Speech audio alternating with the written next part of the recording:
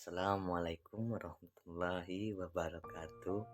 Halo semuanya, apa kabar semuanya? Semoga kita semua selalu dalam keadaan sehat walafiat.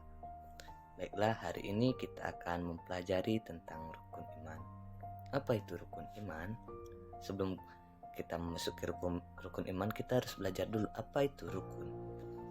Rukun yang mana artinya dasar atau fondasi. Iman yang artinya percaya dan yakin. Jadi rukun iman berarti adalah dasar kepercayaan dari umat Islam. Setiap muslim wajib meyakini rukun iman. Berikutnya yakni rukun iman harus kita percayai dalam hati, diucapkan dengan lisan dan dibuktikan dengan perbuatan. Sebagaimana ada hadis yang berbunyi Bismillahirrahmanirrahim. Al-imanu ma'rifatun bil qalbi wa qawlu bil lisani wa amalun bi'arkan. Yang mana artinya iman adalah mengetahui dengan hati, mengucapkan dengan lisan, dan mengamalkan dengan anggota tubuh. Hadis riwayat Ibnu Majah. Rukun iman terbagi menjadi 6 dan terdapat ada 6 rukun iman yang harus kita imani. Pertama, iman kepada Allah. Kedua, iman kepada malaikat. Yang ketiga, iman kepada kitab Allah. Yang keempat, iman kepada nabi dan rasul. Yang kelima, iman kepada hari kiamat. Yang keenam, iman kepada takdir ataupun qada dan qadar. Yang pertama yakni iman kepada Allah. Iman kepada Allah adalah rukun iman yang pertama. Berarti beriman kepada Allah percaya bahwa Allah itu ada, percaya bahwa Allah lah yang menciptakan alam semesta ini, percayalah bahwa Allah maha mengetahui, maha melihat dan segalanya. Beberapa cara kita untuk beriman kepada Allah: yang pertama, meyakini bahwa Allah lah yang mencipta, menguasai dan mengatur alam semesta ini. Yang kedua, mengimani nama dan sifat Allah. Yang ketiga, menjalankan perintahnya dan menjauhi larangannya. Yang kedua yakni beriman kepada malaikat-malaikat Allah, yang mana ada 10 malaikat yang wajib kita tahu. Yang pertama, malaikat Jibril yang mempunyai tugas dalam menyampaikan wahyu. Yang kedua, malaikat Mikail yang mempunyai tugas untuk membagi rezeki. Yang ketiga, Israfil mempunyai tugas untuk mencabut nyawa. Yang keempat, Israfil mempunyai tugas untuk meniup trompet sangkakala. Yang kelima yakni Raqib mempunyai tugas mencatat amal baik, dan malaikat Atid mencatat amal buruk. Yang ketujuh yakni malaikat Mungkar yang bertugas menanyai manusia di alam kubur. Begitu pula malaikat ke-8 ini yakni malaikat Nakir yang bertugas menanyai manusia di dalam kubur. Yang ke-9 yakni malaikat Ridwan yang bertugas untuk menjaga surga. Dan yang ke-10 yakni malaikat Malik yang bertugas dalam menjaga neraka. Yang ketiga yakni iman kepada kitab Allah.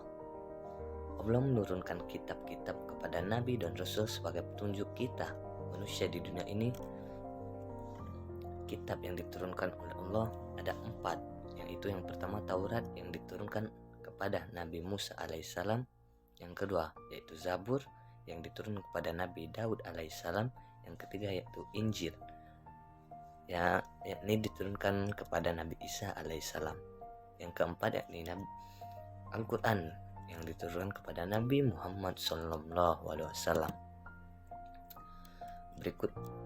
Berikut ini adalah cara kita untuk beriman kepada kitab Allah. Yang pertama, mempercayai adanya kitab Allah. Yang kedua, meyakini bahwa Al-Quran hanya Al-Quran yang harus dijadikan pedoman di dalam hidup ini. Yang ketiga, mengamalkan dan memahami isi dalam Al-Quran tersebut. Baiklah, yang keempat yakni iman kepada Nabi dan Rasulullah. Beriman kepada Nabi dan Rasulullah berarti kita harus meyakini dan percaya bahwa beberapa hal. Yang pertama, Nabi dan Rasul Allah adalah utusan Allah. Yang kedua, Nabi membimbing manusia ke jalan yang benar. Yang ketiga, ajaran yang paling benar dalam Islam. Yang keempat, Islam adalah ajaran yang dibawa oleh Nabi Muhammad SAW. Yang kelima, yakni Nabi Muhammad adalah Rasul terakhir.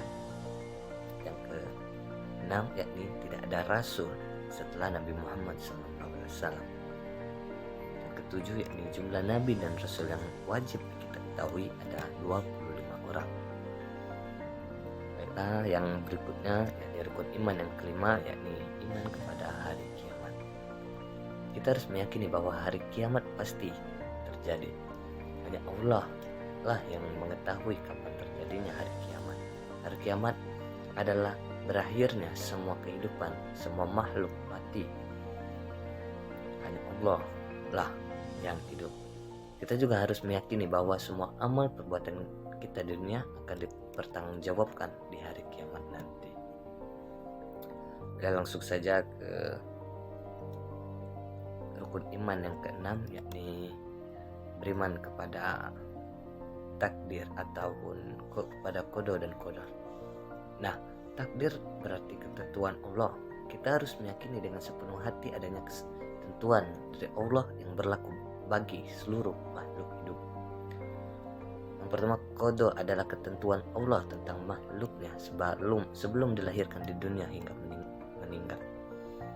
Yang kedua, qadar adalah perwujudan ketetapan Allah tentang makhluk yang telah atau sedang dan yang akan terjadi.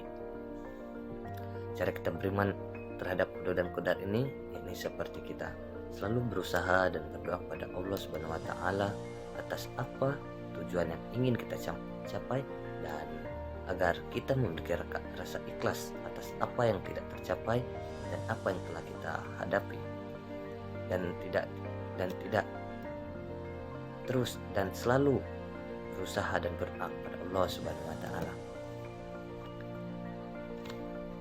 Berikutnya yakni hikmah meyakini rukun iman, yaitu yang pertama menambah ketaatan kita terhadap Allah Subhanahu wa taala, yang kedua mendapatkan bimbingan dan keberkahan, yang ketiga diampuni dosanya oleh Allah Subhanahu wa taala, yang keempat mendapat pahala dari dan ridho dari Allah Subhanahu wa taala, yang kelima menambah rasa syukur, yang ketujuh mendapatkan keberkahan hidup.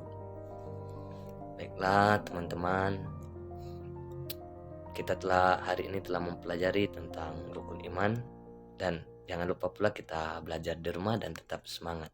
Sekian dari saya, KGS Budi Prasetyo. Assalamualaikum warahmatullahi wabarakatuh.